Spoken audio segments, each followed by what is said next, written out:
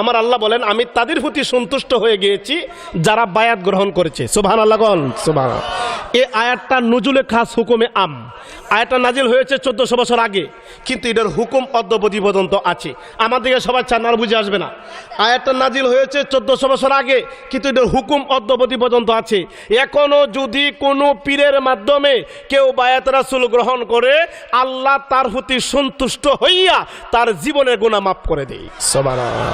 তাহলে যারা আমরা বায়াত গ্রহণ করেছি আমাদের নসিবটা খারাপ না ভালো? ভালো।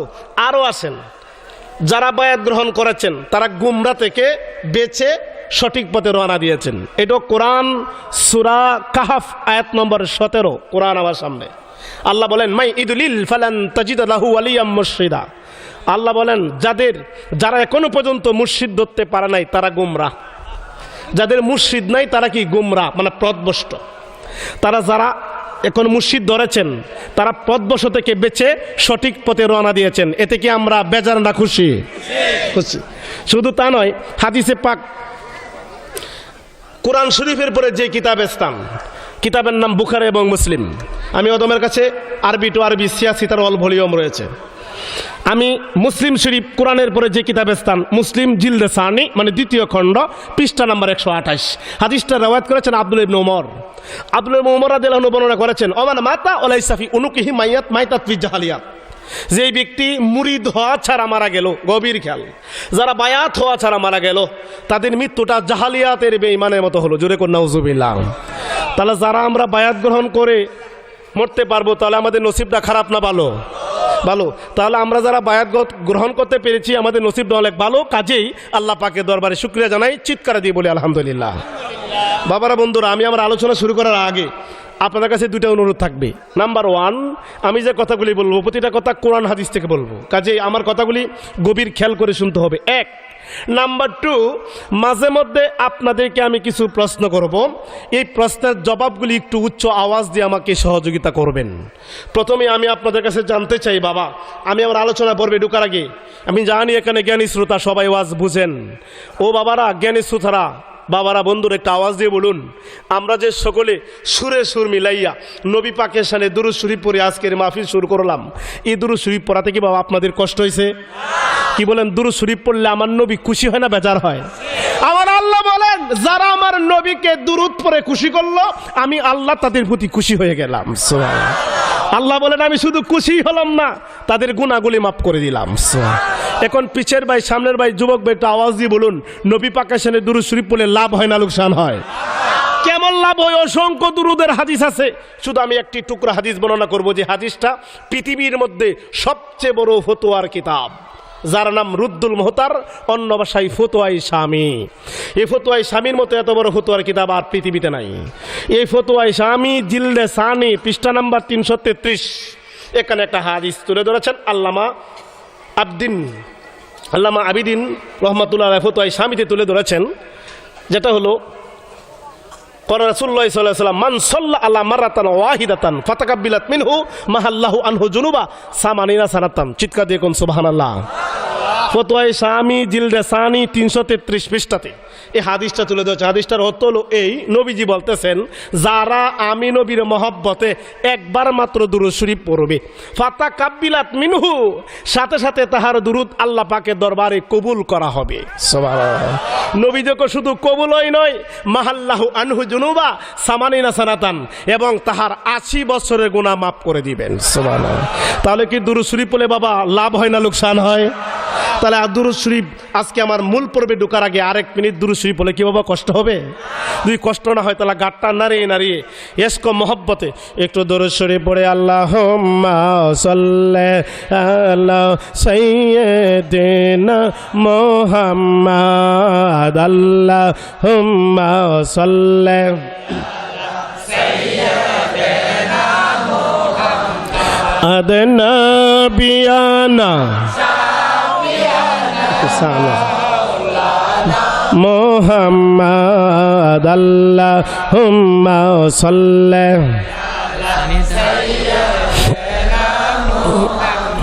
হায় হায় মন ভাঙ্গে না মসজিদ ভাঙ্গে ভাঙ্গে আল্লাহর কাবা ঘর মন ভাঙ্গে না মসজিদ ভাঙ্গে ভাঙ্গে হায় হায় মন মন্দিরে আল্লাহর বাড়ি বেতা দিছে না তার ভিতর আল্লাহ হুম্মা সাল্লে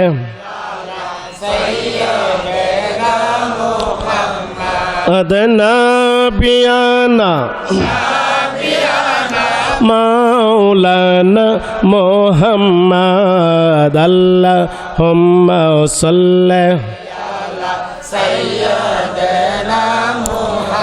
বাবার বন্ধুরা, আমি জানি জ্ঞানী শ্রোতারা আপনারা বাবা উজিলাবুর বাবারা, আমি সুদূর কটিয়াদি থেকে আপনাদের এলাকায় এসেছি। আমি আল্লামা শেরে গাজী আকবর আলী রিজভী রহমতুল্লাহ আলাইহির খলিফা কাজী বাবা। আমি কোরআন এবং হাদিস থেকে কথাগুলি বলবো গভীর খেয়াল। বাবারা বন্ধুরা, আমি আপনাদের কাছে জানতে চাই, একটু আওয়াজ দিয়ে আমাকে সহযোগিতা করুন। আমার আল্লাহ 1,24,000 মতান্তরে 2,24,000 কমবেশ নবীকে আল্লাহ দুনিয়াতে পাঠিয়েছেন। আমি জানতে চাই এই 2,24,000 কমবেশ নবীর চাইতে আমার আপনার নবীজির দাম কম না বেশি? কেমন বেশি? কেমন বেশি? গভীর কাল কোরআন শরীফ 30 পারার মধ্যে একটা সূরা আছে যার নাম সূরা ইনশিরাহ। এই সূরা ইনশিরাহর মধ্যে আমার আল্লাহ ঘোষণা দিয়েছেন ওয়ারাফানা লাকা যিকরাক। এটা কোরআনের আয়াত। আমার আল্লাহ বলেন, নবী গো, গভীর খেয়াল বাবা আমার দিকে তাকান। আমার আল্লাহ বলেন, ও নবী, আপনার জিকিরকে, আপনি নবীর জিকিরকে আমি আল্লাহ বুলন্দ করে দিয়েছি। অর্থাৎ আল্লাহ বলেন, ও নবী গো, আপনার জিকিরকে, আপনি নবীর শানমানকে আমি আল্লাহ নিজে বাড়িয়ে দিয়েছি। সুবহান। তাহলে এই আয়াতে কারিমা দ্বারা কি প্রমাণ হলো বাবা? নবীজির সম্মানকে আল্লাহ কমাইছে না বাড়াইছে? আল্লাহ যদি নবীজির সম্মান বাড়ায়, আমরা কি নবীর গোলাম হয়ে, নবীজির উম্মত হয়ে নবীজির সম্মান কি বাড়াইব না কমাইব? আজকে বাড়াইব দূরের কথা রে বাবা, নবীজির সম্মান কমাইতে কমাইতে কমাইতে কমাইতে এখন নবীজিকে আমরার মতন সাধারণ মানুষ বলা শুরু করে দিয়েছে। জুরে কোন নাউজুবিল্লাহ। কি বলেন, আমার নবীর সাথে কোনো তুলনা আছে? বাবা এই আয়াতের ব্যাখ্যায়, যে আয়াতে কারিমা আমি তেলাওয়াত করেছি ওয়ারাফানা লাকা যিকরাক, এই আয়াতের ব্যাখ্যায় জগৎ বিখ্যাত কোরআনের তাফসীর, যার নাম তাফসীর রুহুল বায়ানে আল্লামা ইসমাইল হাক্কি রহমতুল্লাহ আলাইহি বর্ণনা করতেছেন, এই পৃথিবীর জমিনে যত গাছপালা আছে সমস্ত গাছপালা কেটে যদি বাবা কলম বানানো হয়, আর এই পৃথিবীর জমিনে যত নদী সাগর আছে সমস্ত নদী সাগরের পানি যদি বাবা কালি হয়, আর এই পৃথিবীর জমিনে যত মানুষ আছে সকল মানুষ যদি লেখক হয়ে যায়, লেখক শেষ হবে, কালি শেষ হবে, কলম শেষ হবে, তবু আমার নবীজির সম্মান লেখা শেষ হবে না। আল্লাহর রাসূলকে যখন সৃষ্টি করে, বলুন আল্লাহর রাসূলকে যখন সৃষ্টি, এই আহা বন্ধুকে বন্ধু দেখেন মায়ার নজরে, বল বন্ধুকে বন্ধু দেখেন মায়, হায় হায় সেই নবীজির উসিলায় সব সৃষ্টি হয়েছে, বলুন সেই নবীজির উসিলায় সব সৃষ্টি হয়েছে, নবীজি আমায় পাগল, এ বলুন নবীজি আমায় পাগল হয়েছে। নাকি খারাপ লাগে বাবা?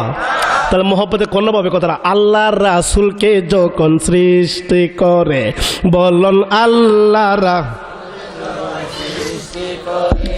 আহা বন্ধুকে বন্ধু দেখেন মায়ার নজরে, বন্ধুকে বন্ধু দেখেন মায়ার নজরে, সেই নবীজির উসিলায় সব সৃষ্টি হয়েছে, বলুন সেই নবীজির উসিলায় সব সৃষ্টি হয়েছে, নবীজি আমায় পাগল, এ বলুন নবীজি আমায় পাগল হয়েছে, এ বলুন আমার নবী হলো নূরের, কিসের নবী? আওয়াজ দেখুন না, আমার নবী হলো নূরের। এ হায় হায় উম্মতের আমল তিনি দেখেন সবই, উম্মতের আমল তিনি দেখ। হায় হায় সেই নবীকে দেখার আমরা সাদে জেগেছে, বলুন সেই নবীকে দেখার আমরা সাদ জেগেছে। নবীজি আমায় পাগল, এ বলুন নবীজি আমায় পাগল। আবার আমার নবী হলো নূরের। আওয়াজে বলুন কিসের নবী? এই আসছে বাবা, আলোচনা শুরু হলো। এই যে নূরের নবী, এই যে একটা কিতাব দেখছেন বাবা, এই কিতাবটার নাম নসরে তিব, যে ফুলের খুশপতে সারা জাহান মতো আরাম। কিতাবটা ছিল আরবিতে লেখা, পরে হয়েছে উর্দু, উর্দু থেকে এখন হয়েছে বাংলা। কিতাবটা লিখেছেন কে? বাংলাদেশের কৌমি মতবাদের যত হুজুর আছে সবার মাথার তাজ, দেওবন্দের আলেমদের মাথার তাজ, যার নাম হলো আশরাফ আলী থানভী। আশরাফ আলী থানভী এই কিতাবটা লিখেছে। কিতাবটা ছিল উর্দু, এখন বাংলা হয়েছে, প্রত্যেকটা লাইব্রেরিতে পাওয়া যায়। এই নসরে তিব পৃষ্ঠা নাম্বার 11 পৃষ্ঠার মধ্যে তাদের বড় হুজুর কি লিখতেছে, মজার কথা দেখুন বাবা। 11 পৃষ্ঠায় লিখতেছে, আশরাফ আলী থানভী হুজুর লেখে যে আমার দয়াল নবীকে আল্লাহ পাকের নূর দিয়া বানাইছে। সুবহান। 12 পৃষ্ঠায় আর একটু বাড়ায়া লিখছে মজা করে। কি লিখছে 12 পৃষ্ঠায়? আশরাফ আলী থানভী লেখেন, কে বলে রে, কে বলে নবী 570 খ্রিস্টাব্দে 12 রবিউল আউয়াল তারিখে জন্মগ্রহণ করে? কে বলে? নবী 570 খ্রিস্টাব্দে জন্মগ্রহণ করে নাই, 570 খ্রিস্টাব্দে নবী আগমন করেছেন। উনি লিখেছেন আমার দয়াল নবী 40 বছর বয়সে নবী হইছে। অনেকে বলে 570 খ্রিস্টাব্দে 12 রবিউল আউয়াল তারিখে জন্মগ্রহণ করছে। এরপরে নবীজির বয়স যখন 40 বছর হয় তখন নবীজিকে আল্লাহ নবুয়াত দিয়েছেন। উনি কন না না না, 40 বছর বয়সে নবুয়াত পাইবে কেন? উনি ওনার কিতাবের 12 পৃষ্ঠায় লেখে, তাদের বড় হুজুরে লেখে 12 পৃষ্ঠায়, কত মজা করে। আমার আপনার নবীকে আল্লাহ কখন বানাইছে? উনি লেখেন 12 পৃষ্ঠায়, আমার আপনার নবীকে আমার আল্লাহ আদম নবীকে বানানোর আরো 14,000 বছর আগে আল্লাহ নবীকে আল্লাহ নূর দিয়া নবী বানায়া রাখছে। জোরে কন্যা সুবহানাল্লাহ। আরে আরো মজার কথা, 178 পৃষ্ঠা, গভীর খেলা। আমি কাউকে কটাকর কথা বলছি না ভাই, তোমরা আমার সাথে কোনো দ্বন্দ্ব করো না। আমি তোমাদের কিতাব থেকে বলছি, আমি কাউকে মন্দ বলছি না। আপনারা এই কিতাবগুলি পড়ে দেখবেন, তাহলে আপনাদের আর কোনো দ্বন্দ্ব থাকবে না। এই কিতাবের 178 এবং 179 পৃষ্ঠায় 179 পৃষ্ঠায় লিখতে আশরাফ আলী থানভী হুজুর যে আমার নবী আমরা মতো মানুষ কে বলে? নবীজির সামনে যেমন দেখতেন, পিছে এমনই দেখতেন, উপরে যেমন দেখতেন, নিচে এমনই দেখতেন। অর্থাৎ আল্লাহর নবী চতুর্দিকে এবং দিনে যেমন দেখতেন, রাত্রে এমনই দেখতেন, আলোতে যেমন দেখতেন, অন্ধকারে এমন দেখতেন।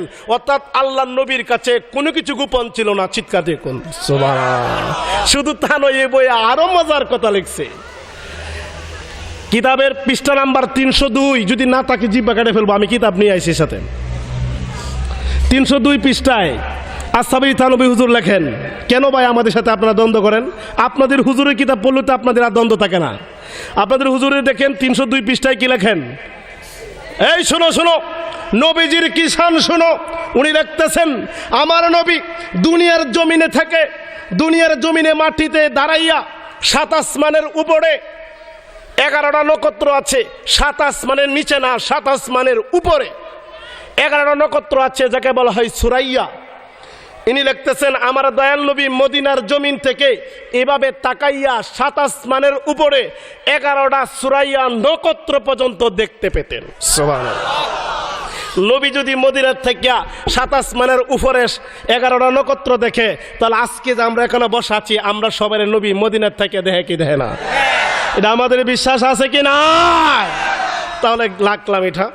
2 নম্বর বাবা, ওই যে একটা কিতাব, এটা হলো কোরআনের তাফসির। এই তাফসিরটা লিখছে পাকিস্তানের শফি আহমদ শফি। এই শফি এই তাফসির লিখছে, যেটা হজে গেলে সৌদি আরবের রাজা কর্তৃক একটা তাফসির হাজিগণকে উপহার দেওয়া হয়। এই তাফসিরটা আমার কাছে রয়েছে, একজন হাজি সাহেব এনে দিয়েছেন সৌদি আরব থেকে। এটা বাংলাদেশও আছে, এটার নাম তাফসিরে মারিফুল কোরআন। এই তাফসিরটা তারা খুবই মানে। এখন তাদের তাফসিরের পৃষ্ঠা নাম্বার গভীর খেয়াল করে শুনতে হবে বাবা, কথাগুলা যদি রাত্র হয়েছে খুব ভালো করে কথাগুলো শুনতে হবে। এই কিতাবের পৃষ্ঠা নাম্বার হলো 64। কোরআন কাদ জাআকুম মিনাল্লাহি নূরু ওয়া কিতাবুম মুবিন, সূরা মাইদার 15 নম্বর আয়াতের ব্যাখ্যা করতেছেন। উনি লিখতেছেন এখানে যে নূর বলা হয়েছে, নূরটা নবীজি, অর্থাৎ নবীজি আদমের আগেই নবীজির শুভ আগমনে বসেছিল নূর, অর্থাৎ নবীজি নূর হইয়া দুনিয়াতে এসেছেন। সুবহানাল্লাহ। তাহলে উনি নূর স্বীকার করেছেন। শুধু তা নয়, 428 পৃষ্ঠার মধ্যে উনি তাফসিরের মধ্যে আরও লেখেন যে আমার নবীকে যদি আল্লাহ সৃষ্টি না করতো, কিছু সৃষ্টি করতো না, আল্লাহর নূরে নবী পয়দা, নবীর নূর থেকে সারা জাহান পয়দা। শুধু তা নয়, আরো মজার কথা লিখছে তাদের তাফসিরে, পৃষ্ঠা নাম্বার হইল 785। আমরা কেন পীরের কাছে যাই, কেন পীরের অনুসরণ করি, উনি খুব সুন্দর ভাষায় তুলে ধরেছেন। কেন পীরের কাছে যেতে হবে? 785 পৃষ্ঠায় তাফসিরের মধ্যে উনি লিখতেছে হাসরের মাঠে যার যার পীরের নামে ডাক দিবে। সুবহানাল্লাহ। উনি স্বীকার করেছেন। শুধু তা নয়, 1093 পৃষ্ঠায় এই তাফসিরের মধ্যে লিখছে আমার নবীজি উফাতের পরও রোজাতে জিন্দা। শুধু জিন্দাই না, এমনকি 1817 পৃষ্ঠায় 817 পৃষ্ঠায় লিখছে নবীজি শুধু রোজাতে জিন্দাই নয়, এমনকি দয়াল নবী রোজা মোবারক থেকে উম্মতগণকে বিভিন্ন জায়গায় যদি উম্মতরা বিপদে পড়ে, তাহলে নবীজি রোজা মোবারক থেকে উম্মতগণকে সাহায্য করতে পারে। সুবহানাল্লাহ। তাহলে আমরা এই আকীদার সাথে একমত আছি কি নাই? তাহলে তাদের বড় হুজুর আমাদের আকীদাগুলো মেনে নিয়েছি। সুবহানাল্লাহ কন্যা জুড়ে বাবা। আরেকটা মজার কথা, ময়মনসিংহ গিয়েছিলাম কিছু আগে প্রোগ্রাম করতে। এক ছাত্র হট করে দাঁড়িয়ে গেলেন, গিয়ে বললেন হুজুর হাবিবুর রহমান রেজভী, আপনি যে ওয়াজ করতেছেন বারবার নবীকে নূর বলতেছেন, নবীজি নূর কোন হাদিসে পাকে আছে? আমি কই তোমার কোন কিতাবতে? কোন কিতাবতে দেখলে তুমি মানবা? আমি তো মেশকাতে পড়ি, আমি তো কমি মাদ্রাসাত পড়ি, আমি মেশকাতে পড়ি। যদি মেশকাতে দেখাইতে পারেন তাহলে আমি নবীর নূর মেনে নেব। সুবহানাল্লাহ কন্যা। ওই তো বাবা আমি মেশকাত নিয়ে আসছি। এই মেশকাতের বয়স প্রায় 1000 বছর আগের কিতাব। সুবহানাল্লাহ কন্যা। কয় হাজার বছর? 1000 বছর। এই মেশকাত না হলে কেউ মৌলবী হতে পারে না। এটা আরবি টু আরবি মেশকাত। আমরা খুললে দেখাই 5945 দেখছেন সবাই, এটা যে জবর নাই, আরবি টু আরবি মেশকাত। এটা আমরাও পড়ি, কমি মাদ্রাসার হুজুরও পড়ে। আলিয়া মাদ্রাসার মধ্যে এই মেশকাত পড়তে হয়, কমি মাদ্রাসাতেও পড়তে হয়। কমির মধ্যেও পাঠ্য এই মাদ্রাসার এই কিতাবটা বাবা ভৈরব কমলপুর মাদ্রাসায় রয়েছে। এই মেশকাত শরীফ আহমদ শফির হাটাজারি মাদ্রাসায় রয়েছে। এই মেশকাত শরীফ ব্রাহ্মণবাড়িয়া জামি ইউনুসিয়াতে রয়েছে। এই মাদ্রাসায় বাংলাদেশে যত কওমি মাদ্রাসা আছে সমস্ত কওমি মাদ্রাসায় পড়ানো হয়। একটা ক্লাসের নাম এই মেশকাত, এই মেশকাত শরীফ পড়ানো হয়। এই মেশকাতের পৃষ্ঠা নাম্বার হলো 513। ধরে কোন কত? 500 কত? 513 পৃষ্ঠা মেশকাত। এরা বলে দলিল ভাইরা, আমি হাবিবুর রহমান রেজভী বলে যাই, যদি না থাকে আমার মোবাইল নাম্বার, আমার ইউটিউবে ইন্টারনেটে আমার 32টা ক্যাসেট রয়েছে। আপনারা আমার নাম মাওলানা হাবিবুর রহমান রেজভী বাংলায় লিখে ইউটিউবে চার্জ করবেন, দেখবেন 32টা ক্যাসেট নামছে। প্রতিটা ক্যাসেটে আমার মোবাইল নাম্বার দেওয়া আছে। এখান থেকে আপনারা নাম্বার পাইয়া আমার সাথে যোগাযোগ করবেন। যদি এইটা মেশকাতে না থাকে জিবা কেটে ফেলবো, যদি থাকে আপনারা কালকে থেকে মেনে নিয়েন। 513 পৃষ্ঠায় কত সুন্দর করে, যেটা সমগ্র বাংলায় পড়ানো হয়, দেওবন্দ মাদ্রাসাতে পড়ানো হয় এই মেশকাত। এই মেশকাতের 513 পৃষ্ঠায় হাদিসটা পড়ি শুনলেন। ওয়ারুবিয়া উম্মিয়াল্লাতি রাত হিনা ওয়াদআতনি ওয়াকাদ কারাজালাহু নূরুন আদওয়ালাহা মিনহু কুসুরু শাম রাওয়াহু ফি শরহে সুন্নাহ রাহু আহমদ ফি ইবনে মাজাহ। চিৎকার দেখুন সুবহানাল্লাহ। এই হাদিসের বাংলা অনুবাদ হচ্ছে, এই হাদিসটা শুধু মেশকাতেই না, আহমদ শরীফও আছে, ইবনে মাজাতেও আছে। এই হাদিসটার অর্থ হলো নবীজি বলতেছেন, আমি যখন আমার মা আমেনার মাধ্যমে দুনিয়াতে আগমন করলাম তখন আমি নবী নূর হইয়া আসলাম। তখন আমার মা তন্দ্র অবস্থায় ছিলেন, আমি নূর হইয়া আগমন করলাম। নূর হইয়া আগমন করার পরে আমি নবীর নূরের সাহায্যে আমার মা আমেনা ঘরে বসে শত শত মাইল দূর সামদেশ, আমি নবীর নূরের সাহায্যে ঘরে বসে সামদেশ পর্যন্ত দেখতে পেয়েছিলেন। সুবহানাল্লাহ। তাহলে এই হাদিস থেকে কি প্রমাণ হলো? আমার নবী মাটি না নূর? জোরে বলেন কি? নূর। শুধু ভাবা এই কিতাব না, প্রায় আমি অদম আহলে সুন্নাত ওয়াল জামাতের মধ্যে সবচেয়ে ছোট একজন আলেম।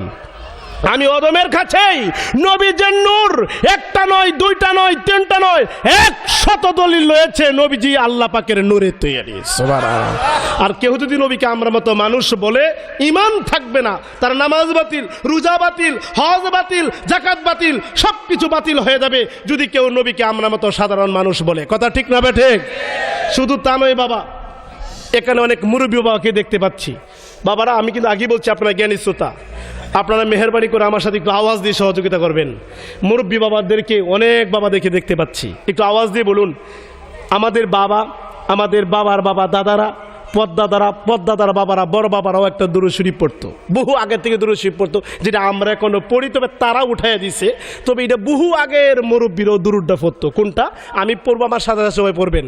হাসবে রাব্বে জাল্লাল আহমাফি কালবি গায়ে, বলন হাসবে রাব্বে জাল আহমাফি কালবি গায়ে, হায় হায় নূর লা ইলাহা ইল্লাল্লাহ। রাহেন বাবা রাহেন, এই দুরূদটা পড়তো। কথা ঠিক না বে ঠিক? আওয়াজে বলো মুরব্বী বাবারা, এটা কি পড়তো না?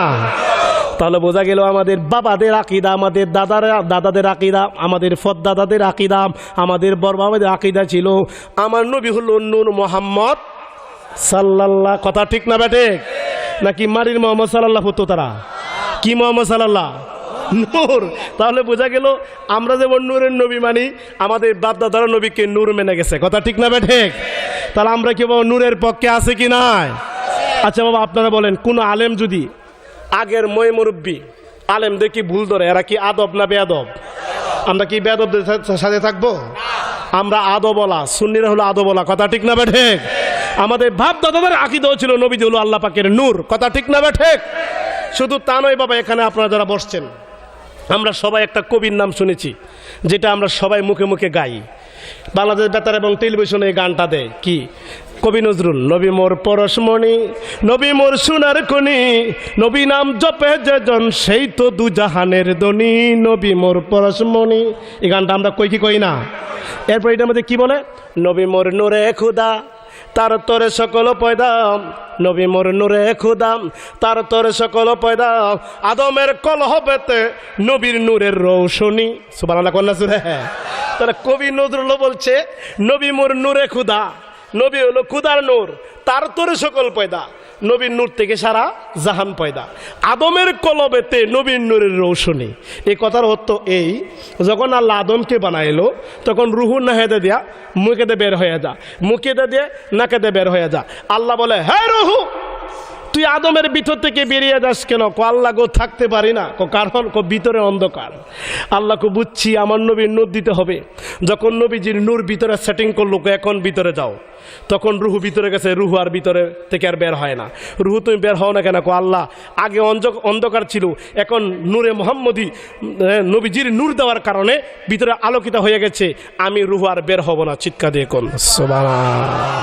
এটি বলতেছেন আদমের কলহবেতে নবীর নূরের রৌশনী। তাহলে সর্বোপরি কথা হলো হাদিস অনুসারে, শুধু তা নয়, বুখারী শরীফ ৫ম খণ্ড ৩৭ পৃষ্ঠা তো একটা হাদিস আছে, আউয়ালু মা খালাকা আল্লাহু নূরি, নবী হলো আল্লাহ পাকের নূর। তাহলে সর্বোপরি কথা হলো আমরা আকীদা বিশ্বাস হলো নবী হইল কি মাটি না নূর? নবীকে নূর মানা হলো ঈমান। কথা ঠিক না বে ঠিক? আমরা কি বাবা নূরের পক্ষে আছি কি নাই?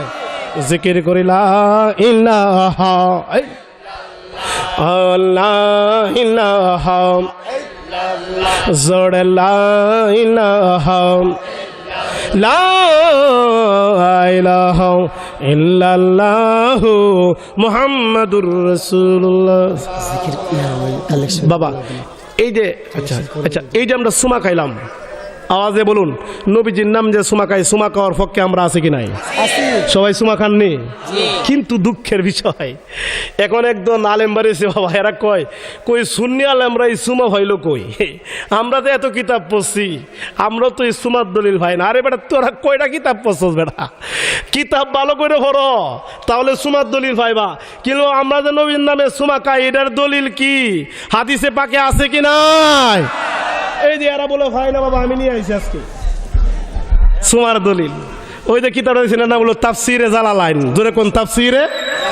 এই যে মাওলানা বসা, এটা আমাদের আলিয়া মাদ্রাসায় সরকারি যে আলিয়া এটার ডিগ্রি ক্লাসে পড়ানো হয়, ফাজিল ক্লাসে। আর কমি মাদ্রাসার মধ্যে পড়ানো হয়। কমি মাদ্রাসার একটা ক্লাসের নাম ওই জালালাইন। এই জালালাইন শরীফকে না পড়লে মৌলবি হতে পারে না। কমি মাদ্রাসার হুজুর ওইটা পড়ে, আমরা পড়ি। তাহলে কমি মাদ্রাসার কিতাব থেকে আমি বইলা যাই সুমার দলিল কই পাইলাম, সুমার দলিল কই পাইলাম আমি বইলা যাই। আওয়াজ দিয়ে বলুন আমার কথায় যদি, আমার কথা কি আপনারা বুঝেনি বা বুঝেননি? তাহলে একটু আওয়াজ দিয়ে সহযোগিতা করেন। এই তাফসিরে জালালাইন পৃষ্ঠা নাম্বার 357, জোরে কোন কত? 357, টিকা নাম্বার 13, ইয়া আইয়ুহাল্লাযীনা আমানু সাল্লুর ব্যাখ্যায় আসছে। এখানে শুধু টুকরা হাদিসটা বর্ণনা করছি। ওয়াকাল আলাইহিস সালাম মান সামিয়া ইসমি ফিল আযানে ফাকাব্বালা যফরা ইবহামিহিম ওয়া মাসাহালা আইনাইনি লাম ইহুম আবাদান। চিৎকার দিয়ে কোন সুবহানাল্লাহ। ওই যে তাফসিরে জালালাইন দেখছেন সবাই? দেখছেন? আচ্ছা, এই যে দাগ দেওয়া দেখছেন সবাই? আচ্ছা, এখানে এটা অত্যন্ত নবীজি বলছেন মান সামিয়া ইসমি ফিল আযানে, তোমরা যদি আমি নবীর নাম আযান, ইকামতে, কালিমাতে বা কোনো জায়গায় শোনো, কি করবে? ফাকাব্বালা যফরা ইবহামিহিম, তোমরা বৃদ্ধ আঙ্গুল দিয়ে চুমা খাবে। সুবহানাল্লাহ কল্লা জোরে। তাহলে বৃদ্ধ আঙ্গুল দিয়ে চুমা খাবে বলছেন কে? নবীজি। কে বলছেন? নবীজি বলছেন তোমরা যদি আমি নবীর নাম শোনো কি করবে? বৃদ্ধ আঙ্গুল দেয়া চুমা খাবে। শুধু চুমাই খাবে না, ওয়া মাসাহালা আইনাইনি, এবং চোখের মধ্যে মাসেও করবে। শুধু চুমাই খাবে না এবং মাসেও করবে। এই কিতাবে একটা দোয়া শিক্ষা দিয়েছেন। চুমা দেওয়ার সময় বলবে কুররাতু আইনি বিকা ইয়া রাসূলুল্লাহ। সুবহানাল্লাহ জোরে কোন সুবহানাল্লাহ। আল্লাহুম্মা আতিনি ওয়াসামিউল বাসির। আচ্ছা, এখন বলছে তোমরা কুররাতু আইনি বিকা ইয়া রাসূলুল্লাহ বলে এভাবে চুম্বন করবে। চুম্বন করলে লাভ কি? অমাসালা তাহলে কি লাম ইহুম আবাদান, যদি তোমরা নিয়মিত আমি নবীর নাম নিয়ে চুমা খাও আর চোখে মাসেও করো তাহলে তোমাদের চোখের মধ্যে কোনো বেমার হবে না। বেমার তো হবে না, নাই আরো আছে কয়দালাতুন ইলা জান্নাত, যদি তোমরা নিয়মিত এই আমলটা করো তাহলে আমি নবীর পিছনে পিছনে তোমরা জান্নাতে চলে যাইবা। সুবহানাল্লাহ। তাহলে আমরা কি তাকবীর, নারে রিসালাত, নারে গাউসিয়া, সুন্নি মহাসম্মেলন। তাহলে বাবা আমরা কি সুমা খাওয়ার পক্ষে আছে কি নাই? এই কিতাবে আরো আছে ও আমাল আবু বকর বেলাল, এই আমলটা আবু বকর সিদ্দিক করতো, হযরত বেলালও করতো। তাহলে বাবা এই আমল করলে চোখে চুমা দিলে চোখের জ্যোতি বাড়ে, এটা আমাদের আকীদা আছে কি নাই? যার বাস্তব প্রমাণ আমাদের মুর্শিদ আল্লামা আকবর আলী রিজভী রহমাতুল্লাহ আলাইহি, ওনার বয়স 155 বছর বয়সে গত বছর আগের বছর উনি ওফাত নিয়েছেন। তা আমি একদিন বলছিলাম দয়াল হুজুর কেবলা, আমি বলছিলাম বাজান একটা কথা জানতাম, যদি বেয়াদবি হয় মাফ করবেন। কহে বলো। আমি কি বাবাজি আপনার বয়স তো 150 বছর আর উপরে, তে মাশাআল্লাহ আপনার বয়স তো 3 বেড়ার বয়স হয়েছে। এটা আল্লাহ পাকের পক্ষ থেকে, নবী পাকের পক্ষ থেকে দয়া। কি বলেন ঠিক না বে ঠিক? এখন আপনার বয়স প্রায় 3 বেড়ার বয়স হয়েছে, এখন আপনি দেখা যায় চশমা লাগে না, চশমা ছাড়া কোরআন শরীফ পড়তে পারেন, কিতাব পড়তে পারেন। এটা কোন আমলের বরকতে?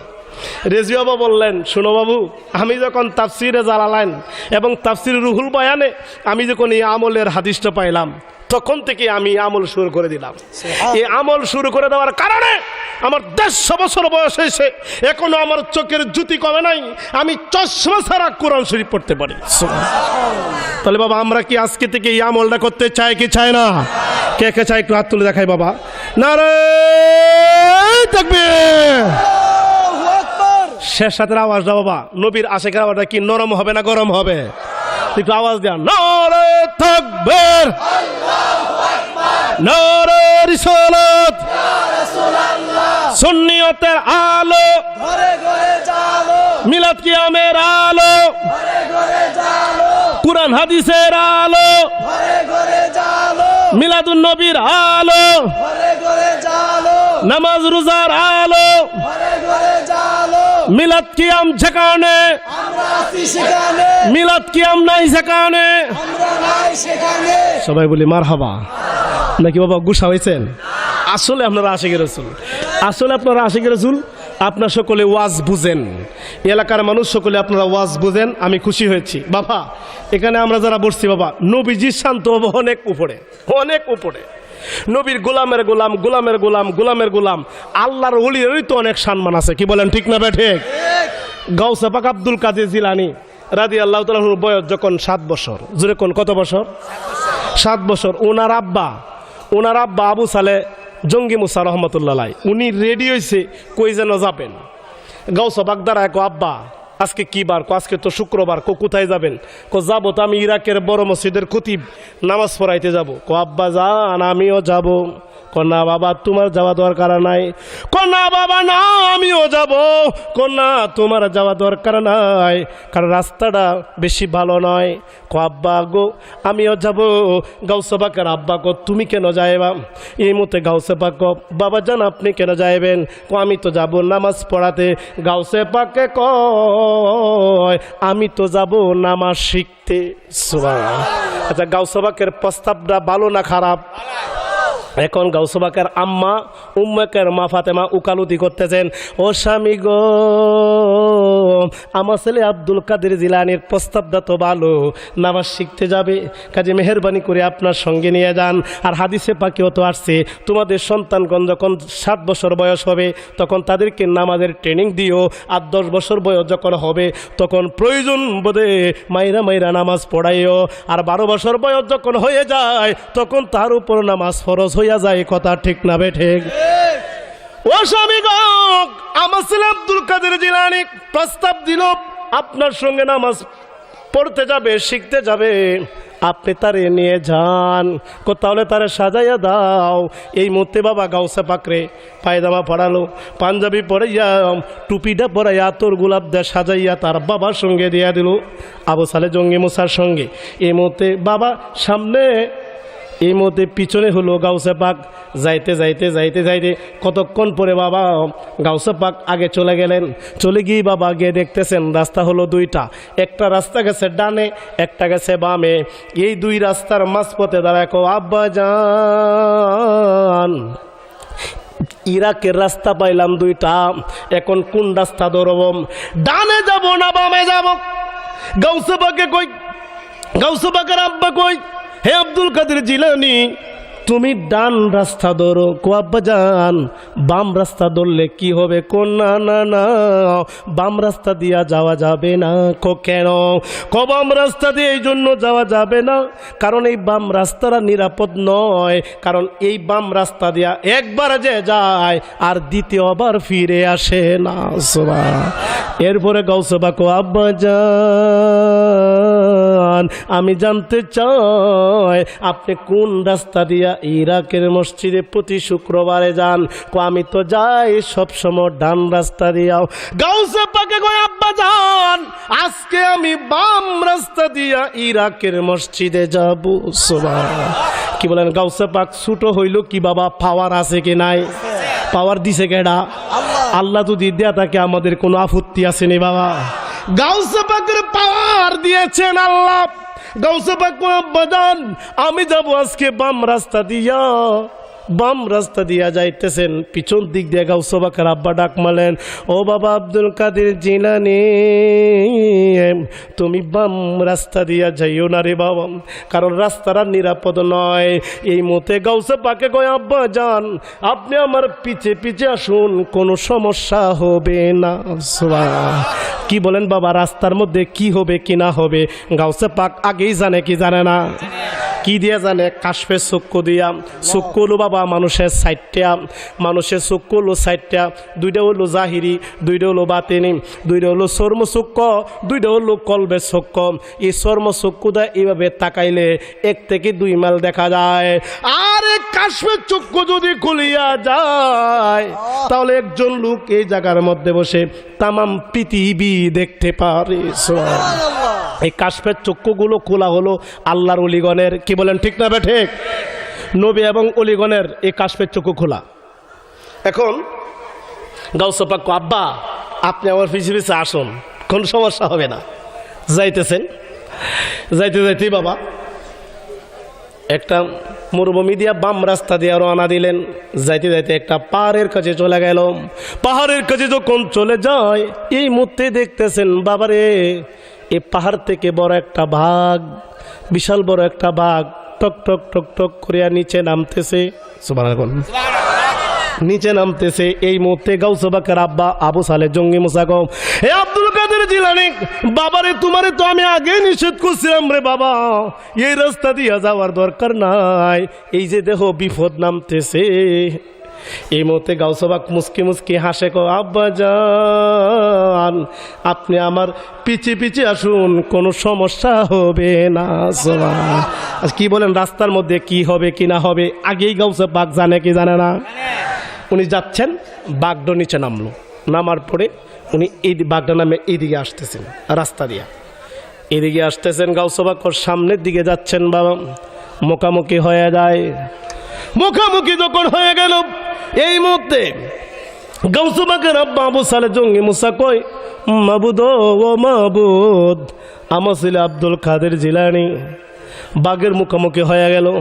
এখন বাঘিনী আমার ছেলের খেয়ে ফেলে গো আল্লাহ। বাঘ আর গাউসে পাক মুখোমুখি হয়ে গেল।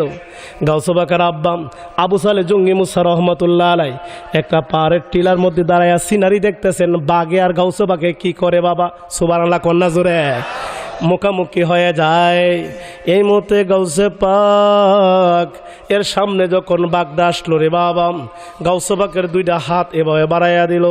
গাউসে পাকের দুইটা হাত যখন বাড়াইয়া দেয়, বাড়াইয়া দিয়া বাবা গাউসে পাক বাঘের দুইটা কানের মধ্যে ধরে কয়, এই বাঘ তুই আমার চিনুসনি রে বাঘ, তুই আমার চিনুসনি, এই বাঘ তুই আমার চিনুসনি, আমার নাম হইল আব্দুল কাদের জিলানী। জোরে কন্যা সুবহানাল্লাহ। আপনার কি কষ্ট হইতেছে বাবা? তখন যখন বাঘে কানের মধ্যে দুলেছে, তখন বাঘের কই, বাঘ তুই আমার চিনস নি, আমার নাম হইল আব্দুল কাদের জিলানী। এ কথা বলতে দিলি রে বাবা, সাথে সাথে বাঘের লেজটা সোজা করে দিল। বাঘের লেজটা সোজা করে দিয়ে বাঘের কপালটা লাগাইয়া গাউসে পাকের কদমের মধ্যে একটা সেজদা মাইরা দিল। গাউসে পাকের আব্বা কয়, ও মাবুদ, ও মাবুদ তুমি আমার ঘরে আল্লাহ কি দিলা গো আল্লাহ, এটা সাধারণ মানুষ তো, তুমি আমার ঘরে জন্ম দেও নাই। আমি মনে মনে ভাবছিলাম বাঘে বুঝি আমার ছেলেরে খেয়ে ফেলবে, এখন দেখতেছি বাঘে খাবে দূরের কথা, বাঘে দিয়ে আমার ছেলেরে সেজদা দিয়া তাজিম করেছে। কতক্ষণ পরে বাঘের জবানটা খুলে যায়। মানুষ যেমনিভাবে কথা বলে, বাঘটাও বাবা মানুষের মতো কথা বলতে লাগলেন। বাঘে কয়, আব্দুল কাদের জিলানী, আমি তোমারে খেয়ে ফেলতাম, কেন খাই নাই শোনো। কেন? হে আব্দুল কাদের জিলানী, আমি বাঘ ছিলাম টিলার মধ্যে বসা, পাহাড়ের টিলার মধ্যে বসা, পাহাড়ের মধ্যে থেকে আমি মরুভূমির মধ্যে যখন নজর করে চাইলাম, দেখতেছি দুইজন মানুষ আসতেছে, একজন বড় আরেকজন ছোট। আমি মনে মনে ভাবছিলাম, আমি বাঘ তো 7 দিনের উপবাস, 7 দিনের ক্ষুধার্ত। আমি মনে মনে ভাবছিলাম বড়জনকে যদি না খাইতেও পারি, তবে ছোটজনকে খাই আমি ক্ষুধা নিবারণ করব। আব্দুল কাদের জিলানী গো, তুমি যখন আমার সামনে আসলা, তোমারে খাবো দূরের কথা, কারণ আমি এই জন্য খাই না। গাউসে পাক তুমি কেন খাও নাই? আমি এই জন্য খাই নাই, আমি বাঘ তো একজন নবীর পাগল। কার পাগল? নবীর পাগল। গাউসে পাক তুমি বুঝি নবীর পাগল? কহে কোন নবীর পাগল? বাঘে কয় আমি হইলাম আখির নবীর পাগল। আমি বাঘ প্রতিদিন টিলার মধ্যে বসে, পাহাড়ের টিলার মধ্যে বসে যেই নবীর উপর আমি দুরূদ শরীফ পড়ি, তুমি আব্দুল কাদের জিলানী যখন আমার সামনে আসলা গো, তোমার শরীরে দি আমার নূর নবীজির গন্ধ পাওয়া যায়। কারণ গাউসে পাক তো ছিল আওলাদের রাসূল, গাউসে পাকের শরীরে নূর নবীজির গন্ধ পাওয়া যায়। সুবহানাল্লাহ কন্যা জোরে। মসজিদের মধ্যে চলে গেলেন। নামাজ শেষ হওয়ার পরে মসজিদের মাঠের মধ্যে একটা মরা লাশ, খাটের মধ্যে শোয়া। ইমাম সাহেবরে বললেন, হুজুর আপনি তো ইমাম সাহেব আবু সালে জঙ্গি মুসাজি, হুজুর এখন দয়া করে এই মৃত ব্যক্তি জানাজার নামাজটা পড়াই দিবেন। আচ্ছা। গাউসে পাক কি করলো, উনি জানাজার নামাজে, জুমার নামাজ শেষ হওয়ার পরে বললো, মুসল্লিরা সবাই তোমরা কাতার করো, কাতার করো, এখন এই মৃত ব্যক্তি জানাজার নামাজ হবে। সবাই কাতারে দাঁড়াইলো, কিন্তু গাউসে পাকে কাতারে না দাঁড়াইয়া আস্তে আস্তে কাতার ভেঙে চলে গেলেন রাস্তার মধ্যে যাওয়ার পরে এক বুড়ো মানুষের সঙ্গে সাক্ষাৎ। ওনারে বলল, বাবা যান, ইরাকের বড় মসজিদের সামনে যিনি জানাজার নামাজ হবে ইনারে চিনি? চিনি। ওনার বাড়ি কোথায়? বাড়ি হলো এই বাড়ি। ওই বাড়ির দিকে গাউসে পাক দৌড় দিলেন। আরেকজন মুরব্বীর সঙ্গে সাক্ষাৎ। ওনারে বলল, ও বাবাজি, আমার আব্বা আবু সালেহ জঙ্গি মুসা হুজুর যিনি জানাজার নামাজ পড়াইতেছে ওনারা চিনেননি? চিনি। বাড়ি কোথায়? ওই বাড়ির মধ্যে গাউসে পাক হাজির হয়ে যায়। বয়স মাত্র 7 বছর গাউসে পাকের। এই 7 বছরের ছেলে গাউসে পাক গিয়ে দেখতেছেন এই বাড়িতে কান্নাকাটির আওয়াজ শোনা যায়। গাউসে পাক মনে মনে ভাবলেন এটাই মৃত ব্যক্তির বাড়ি। এই মুহূর্তে গাউসে পাক পিছন দিকে ডাক মারলেন, কে গো, কে বাড়ির ভিতরে আছো? আমি আব্দুল কাদের জিলানী ডাক মারলাম, আমার সঙ্গে তোমরা সাক্ষাৎ দাও। বাড়িতে কেহ নাই, সবাই জানাজার নামাজে চলে আসছে। ছোটো একটা বাচ্চা বেরিয়ে আসছে, বয়স 6-7 বছর হবে। ছেলেটা বেরিয়ে আসলো, ছেলেটার চোখের মধ্যে পানি দেখা যায়, কাঁদতেছে, পানি দেখা যায়। গাউসে পাক ডাক দিয়ে বললেন, হে বাবু, তুমি কান্দো কেন? সুবহানাল্লাহ। গাউসে পাক বলল, তুমি কান্দো কেন? বাবু উনি রাগান্বিত হয়ে গেলেন। হ্যাঁ, তুমি আমার বাবু হো, তুমিও তো বাবু। ওই তুমি কি বুড়া বেড়ানি? সুবহানাল্লাহ। হ্যাঁ। গাউসে পাক, হ্যাঁ আমি তো বাবু, তুমি কাঁদো কেন? আমি কাঁদি কেন তোমার কাছে বলে লাভ হবে কি? গাউসে পাক, হ্যাঁ বলো তুমি কেন কাঁদো, তোমার লাভ হইতেও পারে। সুবহানাল্লাহ। আওয়াজে বলুন, গাউসে পাক লাভ করার মতো ক্ষমতা আছে কি নাই? ক্ষমতা দিয়েছেন কে? কি ক্ষমতা গাউসে পাকের? বাবারে, রুহানি জগতে আল্লাহর সাথে খেলা করছে যে গাউসে পাক। রুহানি জগতে সব রুহুরারে কাতার করছে আল্লাহ হাসরের মাঠে, এই আরশে মোয়াল্লায় সব রুহুর দেশে সব রুহুরারে যখন এই কাতার করলো, এটা হলো রাসূলের কাতার, এটা নবীর কাতার, এটা ওলির কাতার, এটা মুমিনের কাতার, এটা কাফেরের কাতার। এইভাবে যখন কাতার মধ্যে সারিভাবে করলো রুহের দেশে, তখন গাউসে পাক আব্দুল কাদের জিলানী উনি কি করে? নবীর কাতারে দাঁড়ায় আজা। সুবহানাল্লাহ। হ্যাঁ, আল্লাহ আরে তোমারে বলছি তুমি ওলির কাতারে দাঁড়াও। উনি কতক্ষণ পরে আবার নবীর কাতার আয়সা পড়ে। জোরে কন্যা সুবহানাল্লাহ। আচ্ছা, কেন উনি ওলির কাতার থেকে নবীর কাতার আয়সা পড়ে? আমার আল্লাহ জানে কি জানে না? প্রমোশন পাইতে আল্লাহ। আচ্ছা দুস্থ আপনি ওলির কাতারও নবীর কাতারও যায়েন না, কারণ আমার নবী খাতামুন নবীন, শেষ নবী। আমার নবীর পর আর কোনো নবী নাই। যদি আমার নবীর পরে নবী থাকতো তা আপনারা বানাইতাম। সুবহানাল্লাহ কন্যা জোরে। হ্যাঁ, তো আপনি যায়েন না, আপনি ওলির কাতারে দাঁড়ান, তবে আপনারা আমি খুশি করতেছি। আমার নবীর আল্লাহ বলেন, আমার নবীর আমি বানাইলাম সুলতানুল আম্বিয়া, সকল নবীদের সর্দার, আর আপনাকে বানাইলাম আমি সুলতানুল আউলিয়া, সকল আউলিয়াদের সর্দার। সুবহানাল্লাহ। তখন গাউসে পাক খুশি হয়ে গেলেন, ওলির কাতারে দাঁড়াইলেন। যে গাউসে পাক রুহানি জগতে আল্লাহর সাথে খেলা করে, এই গাউসে পাক ছোট হইল কি পাওয়ার আছে কি নাই? বাবারে, কি পাওয়ার গাউসে পাকরে আল্লাহ দিয়েছেন। আজকে বাবা এক শ্রেণীর আলেম আছে, তারা কয় সুন্নি মৌলবীরাকে হুদা মাজারকে ফিরে থাকে, হেরা হুদা মাজারতে কি পাইলো? আরে বেটা, মাজারও যে কি পাইছে এটা তো তোমরা জানো না। কারণ ইন্না রাহমাতাল্লাহ কারিবু মিনাল মুহসিনিন, কোরআনের আয়াত। আল্লাহ বলেন নিশ্চয় আমি আল্লাহর রহমতের ফ্যাক্টরি, আমি আল্লাহ রহমতের গুড়াউন্ডা জমা রেখেছি মিনাল মুহসিনিন, ওলি আল্লাহদের নিকটে। সুবহানাল্লাহ। এখানে যারা আমরা বসছি, আমরা কি সবাই রহমত চাই কি চাই না? তা রহমত জমা হইলো ওলিদের নিকটে। এখন কি আমরা রহমত পাইতে হলে ওলিদের দরবারে যাওয়া দরকার আছে কি না? যেই মৌলবীরা সমালোচনা করে, এই মৌলবীরার উস্তাদের উস্তাদ, সব মৌলবীদের গুরু যিনি ছিলেন মাওলানা জালালউদ্দিন রুমি রহমতুল্লাহ আলাইহি। উনি উনারা মুস্তবিতে লেখেন, আগার কাহি হামন শুনি বা খোদা গণ শোনো দর হুজুরে আউলিয়া।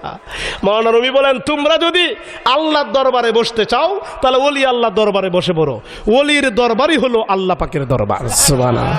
আরেক জায়গায় মাওলানা রুমি মুস্তবিতে বলছেন, এক জামানা সহবতে বা আউলিয়া বেহতরে আসসলেতাত বেরিয়া। কেউ যদি আউলিয়ার দরবারে একটু সময় বসলো, আউলিয়ারা তো জিন্দা, যদি আউলিয়ার দরবারে একটু সময় বসলো, যতক্ষণ সময় বসবে প্রতিটা মুহূর্তে তার আমল নামায় 100 বছরের কবুলিয়াত ইবাদত লেখা হইবে। সুবহানাল্লাহ। তাহলে ওলিদের দরবার দেওয়া কি বেদাত না ইবাদত বাবা? তাহলে আমরা ওলিদের দরবারে যেতে চাই কি চাই না?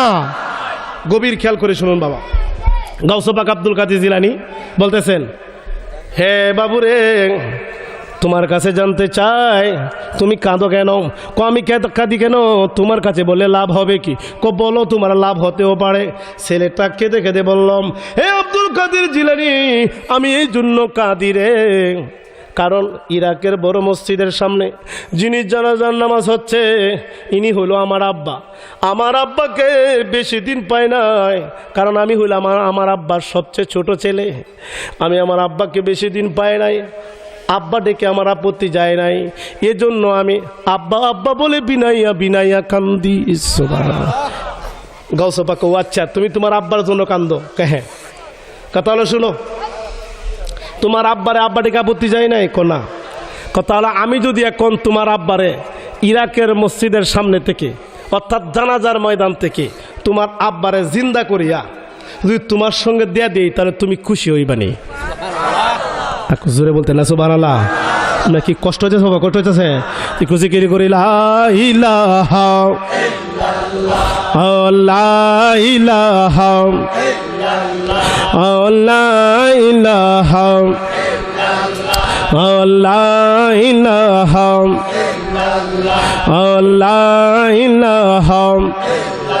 লা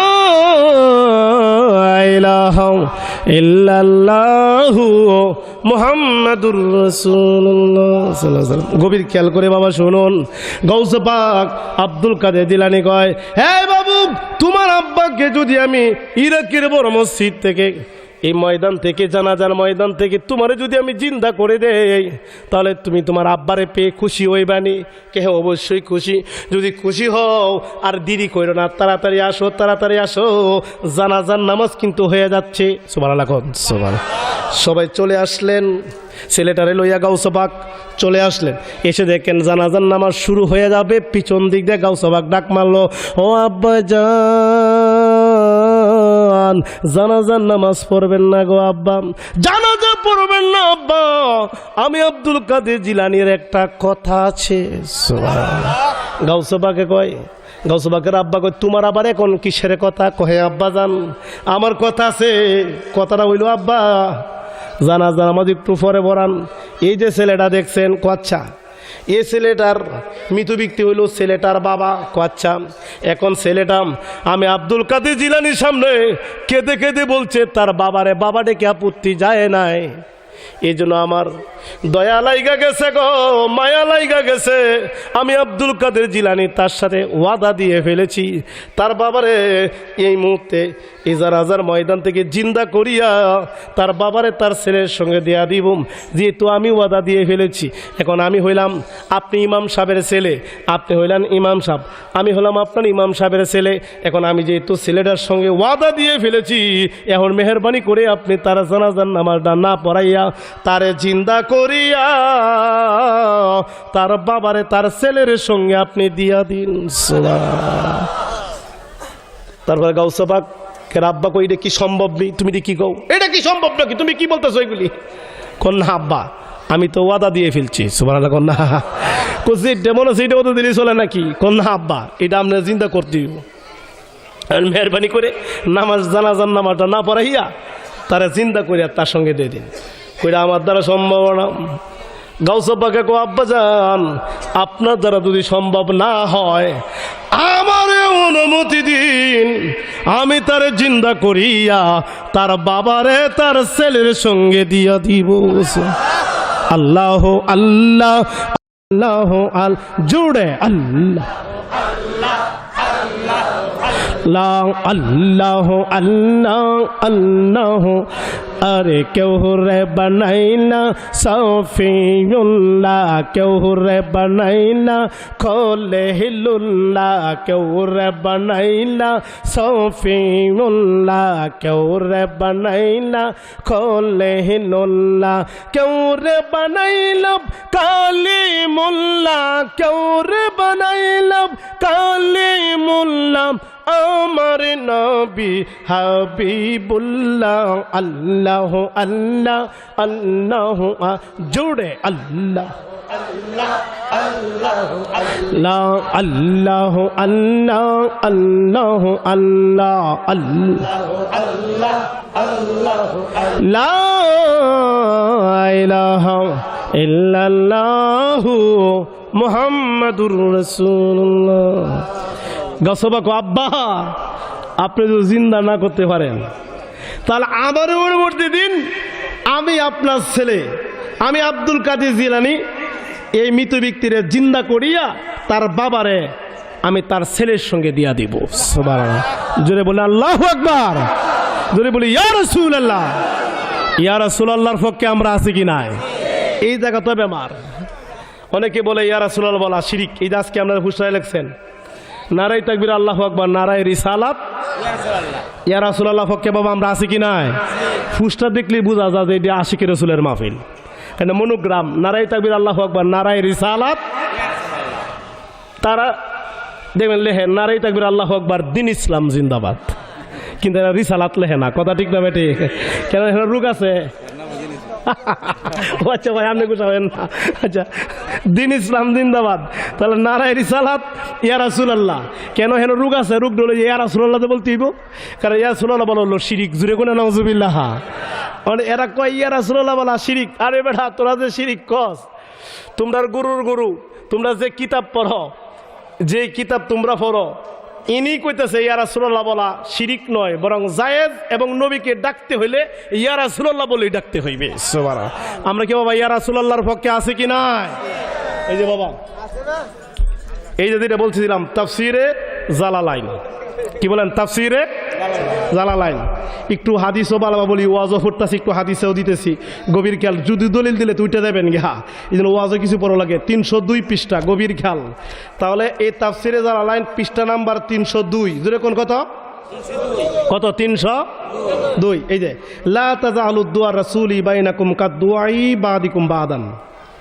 আল্লাহ বলেন তোমরা আমার নবীকে একে অপরের মতো ডাকিও না। একে অপরকে যেভাবে ডাকো আমার নবীকে তোমরা এইভাবে ডাকিও না। এই আয়াতের ব্যাখ্যায় 10 নম্বর হাসিয়াতে আল্লামা জালাউদ্দিন সুয়ুতী রহমাতুল্লাহ লিখতেছেন। এটা কিন্তু কবি মাদ্রাসার কিতাব। কবি মাদ্রাসার এই জালালাইন শরীফ পড়ানো হয়। এখন এই 10 নম্বর হাসিয়াতে লেখেন লা তাজালুদ দুআই রাসূলি বাইনাকুম আই নাদাহু মানা লা তুনাদু বিইসমি ফাতাকুলু ইয়া মুহাম্মদ বিকুনিয়াতি ওলা বিকুনিয়াতি ফাতাকুলু ইয়া আবুল কাসেম। অর্থ হইল যে আমার নবীকে তোমরা ইয়া মুহাম্মদ বলে ডাকিও না। আল্লামা সুয়ুতী রহমাতুল্লাহ বলতেছেন তোমরা আমার নবীকে ইয়া মুহাম্মদ বলে ডাইকো না, অর্থাৎ নবীর নাম ধরে ডাইকো না। এবং নবীর একটা কুনিয়াত নাম আবুল কাসেম, এই আবুল কাসেম বলে ডাইকো না। কীভাবে ডাকতে হবে? কিভাবে ডাকতে হবে? বাল নাদুহু, বরং এইভাবে ডাকো বাল নাদুহু আল কাতিবহু পি তাজিমি ওয়া তাকরিমি ওয়া তাওয়াক্কিরি। তোমরা যদি আমার নবীকে ডাকো তাহলে তাজিম সহকারে, সম্মান সহকারে, মর্যাদা সহকারে ডাকো। চিৎকার দিয়ে কোন সুবহানাল্লাহ। মানে কিভাবে মর্যাদা পাই, নবীর কিভাবে উপাধি, নবীর সম্মান কিভাবে বৃদ্ধি পায়, এভাবে ডাকো। কিভাবে ডাকো? বাল তাকুলু, দেখলে কি সুন্দর লিখছে, বাল তাকুলু ইয়া রাসূলুল্লাহ, ইয়া নবী আল্লাহ, ইয়া ইমামুল মুরসালিন, ইয়া রাসূলুর রাব্বিল আলামিন, ইয়া খাতামুন নবীন। চিৎকার দিয়ে কোন সুবহানাল্লাহ। উনি বলতেছেন তোমরা যদি আমার নবীকে ডাকো তাহলে ইয়া রাসূলুল্লাহ, ইয়া হাবিবাল্লাহ, ইয়া সাইয়্যিদুল মুরসালিন, ইয়া রাহমাতাল লিল ইত্যাদি শব্দ দিয়ে আমার নবীকে ডাকো। চিৎকার দিয়ে কোন সুবহানাল্লাহ। তাহলে এই তাফসিরে জালালাইনের এই দলিল থেকে প্রমাণিত হচ্ছে আমার দয়াল নবীকে ইয়া রাসূলুল্লাহ বলা জায়েজ। আমরা কি ইয়া রাসূলুল্লাহর পক্ষে আছি কি নয়? সবাই ইয়া রাসূলুল্লাহ ডাকবেন। যে কথা বলতেছিলাম বাবারা, বন্ধুরা, অনেক রাত্র হয়ে গেছে, এখনও বাবা আপনারা বসে রয়েছেন, প্রমাণ করেছেন আপনারা আশিকি রাসূল। আমি বাবা আপনাদের চেহারা দেখে খুব ভালো লেগেছে, কারণ প্রত্যেকের চেহারার মধ্যে হাসি হাসি ভাব, খুশি খুশি ভাব দেখা যাচ্ছে। এর কারণ হইল বাবা প্রত্যেকের চেহারার মধ্যে হাসি হাসি ভাব এই জন্য কারণ আপনারা প্রত্যেকের চেহারার মধ্যে আল্লাহর নবীর নূর রয়েছে। সুবহানাল্লাহ। আমরা কি নবীর নূর মানে কি মানি না? এই জন্য তো নবীর নূর আপনাদের চেহারার মধ্যে। সুবহানাল্লাহ কোন নাজরে। হ্যাঁ, এই জন্য হাসি হাসি ভাব। আজ যারা বাবা বেয়াদবের রাসূল, তারা নবীর দুশ্মন, এদের চেহারা থাকে বাবা বেজার মুখ্যা। কথা ঠিক না বেটে? এদের হাসি হাসি ভাব থাকে না। তবে আপনারা এতকর মধ্যে বসে রয়েছেন, আপনারা সত্যিকার আশিকি রাসূল। যে কথা বলতেছিলাম বাবারা, বন্ধুরা, গভীর খেয়াল করে আমার কথাগুলো শুনুন। গাউসে পাক গো আব্বাজান, আপনি যদি জিন্দা না করতে পারেন আমারে হুকুম করুন, আমি তারে জিন্দা করে দিব। সুবহানাল্লাহ কন্যা জোরে একটু আওয়াজ দিয়ে আমাকে সহযোগিতা করুন বাবা। গাউসে পাককে জিন্দা করার মতো ক্ষমতা আছে কি নাই? ক্ষমতা দিছে কেডা? পারবে না বুঝি? পারে। কি পাওয়ার গাউসে পাকের? গাউসে পাক দাঁড়ায় রয়েছে রাস্তার মধ্যে, এই দিক দিয়ে আজরাইল আছে। গাউসে পাক এই দাঁড়াও। সুবহানাল্লাহ কন্যা জোরে। আজরাইল আটকাইছে। তোমার নাম কি? গাউসবাকে জিজ্ঞেস করে আজরাইল রে, তোমার নাম কি? আজরাইল কো কিরিয়ার বাড়ি কই? আমার দিকে আমার নাম কি? আমি আজরাইলের নাম শুনলে মানুষে প্রস্তাব করে দে, আর ছোটো বাচ্চা আমার দিকে আমার নাম কি? আজরাইল কো তোমার নাম কি? গাউসবাকে আরে আমি আপনার নাম কি? সুবহানাল্লাহ কর না। আচ্ছা পাওয়ারটা কি আজরাইলের থেকে গাউসবাকের কম না বেশি? দমক তারও জুড়ে দিছে। তোমার নাম কি কও? আজরাইল কত রাগ, আমার পরিচয়টা দিই, পরিচয়টা দিলি তখন প্রস্তাব করে দিব। আজরাইলে কও, আজরাইলে কয় হে বাবু আমার নাম ইসমি মালাকুল মউত আজরাইল, আমার নাম হইল আজরাইল। খুব বড় হইরা কইছে। গাউসবাকে কও আচ্ছা তুমি বুঝি আজরাইল? কহে ক আমি গাউসবাকে বহুদিন যাব তুমি আজরাইল রে খুঁজতেছিস। জুড়ে কই না সুবহানাল্লাহ। আজরাইল কইতে কি করি, আমি ভাবছিলাম আমার দিকে ভয় পাইব, অন হে বলে আমার খুঁজে। সুবহানাল্লাহ জুড়ে বলতে না বাবা, আপনার কি অসুবিধা হইতেছে বাবা? গাউসবাকে কয় আরে আমনে তো আমি খুঁজতাছি, তুমি আমার খুঁজো, তোমার নাম কি? আমার নাম ইসমি আব্দুল কাদের জিলানী। ও আচ্ছা তুমি আব্দুল কাদের? কহে তুমি আমার খুঁজো কেন? খুঁজতাছি আপনার আতকিতা রুহু কয়টা কয় 11টা কইতে আনছেন? কইতা বিভিন্ন জায়গাতে আনছে, একটু আগে দিয়ে বাইতে রুহু আনছেন, এটা আমার দিয়ে দিন। সুবহানাল্লাহ কন্যা জোরে। কইটা রুহু দেওয়া যাবে না? কেন? কইটা মালিকের নিষেধ। গাউসবাকে কো মালিয়ার সাথে ফেস ভাঙ্গুম নে তবু দিয়ে দেও। জোরে বলতে না সুবহানাল্লাহ। আচ্ছা কি বলেন গাউসবাক মালিয়ার সাথে ফেস ভাঙ্গার মতো ক্ষমতা আছে কি নাই? কো দিয়ে দেন। কো আমি দিব না। গাউসবা কোন আমার দিতে হইব। কো আমি দিব না। গাউসবাকের জালালি হালত চলে আসলো। কো যদি না দাও, রুহু যদি না দাও, আমার সামনে থেকে তুমি আজরাইল যাইতেও পারবে না। কইতে কি কয়? হ্যাঁ কি কয়? আজরাইল কো কি কয়? আমি বলে যাইতে পারবো না। এই তুমি আমার চিনো? আমি কে? গাউসবা কো চিনি আমনে আজরাইল। কো রুহুটা দেন। কো না রুহু দাও, মালিহের নিষেধ। করুহু আমার দিতে হইব। করুহু দিব না। করুহু যদি না দেন যাইতেও পারবেন না। আজরাইল কো আমি চলে যাব, তুমি আমার আটকাইও। আচ্ছা এই মুহূর্তে আজরাইল বাবা দৌড় মারলো, পিছন দিয়ে গাউসবাকে দৌড় মারলো। দৌড় মারিয়া গাউসবাকের বেলায়েতের হাতটা দিয়া রে বাবা আজরাইলের কোমরের মধ্যে একটা থাবা দিল। থাবা দিতে দিরি সাথে সাথে আজরাইল মাটিতে পড়তে দিরি নয়। থাবাকায় মাটিতে হয়ে রাখো। ও আল্লাহ গো, ও আল্লাহ তুমি এটা কি বানাইছো আল্লাহ? আমি আজরাইল মানছে জান কবজ করি, হন আমার দিয়ে হ্যাঁ কবজ করে তো ভাবছে। জুড়ে কইতে না সুবহানাল্লাহ।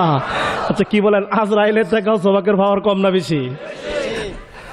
আল্লাহ কয় আমার দুস্তে কি চা দে দাও, দে দাও। আচ্ছা গাউসবাকের পক্ষে আমার আল্লাহ আছে কি নাই? কি চা দে দাও। সুবহানাল্লাহ জুড়ে কর না। তাহলে আমরা কি সে ওলিদের সাথে কানেকশন রাখতে চাই কি চাই না? আরে মেয়ে সুরের লগে কানেকশন রাখলে সুর হয়, গাঁজাখুরের লগে চললে গাঁজাখুর হয়, মদকুরের সাথে চললে মদকুর হয়। আর আল্লাহর ওলিদের মাজারের সাথে সম্পর্ক রাখলে, আল্লাহর ওলিদের সাথে কানেকশন রাখলে এই লোকটা আল্লাহর ওলি হয়ে যায়। আমরা কেউ ওলিদের সাথে কানেকশন রাখতে চাই কি চাই না? হক্কানি পীর মুর্শিদের সাথে আমরা কানেকশন রাখতে চাই কি চাই না? অনেকে কেউ ফির লাগতো না, হ্যাঁ ফির লাগবে না। ফির ছাড়া যদি আল্লাহ পাইতো, মুর্শিদ ছাড়া যদি আল্লাহ পাওয়া যাইতো, গাউসবাক আব্দুল কাদের জিলানী রুহানি জগতে ওলি হয়েছে। এরপরে উনি আল্লাহকে পেতে গিয়ে আবার ওনার বায়াত নিতে হয়েছে। এই গাউসবাক আব্দুল কাদের জিলানীও একজন ফিরের কাছে মুরিদ হয়েছে। গাউসবাকের ফিরের নাম কি জানেননি? আবু সাইদ মাকজুমি রহমাতুল্লাহ আলাইহি। জুরে কন্যা সুবহানাল্লাহ। ভারত উপমহাদেশে 1140 খ্রিস্টাব্দে খাজা বাবা আসছেন। উনি যদি না আসতো আমরা মাথায় টুপি হতো না।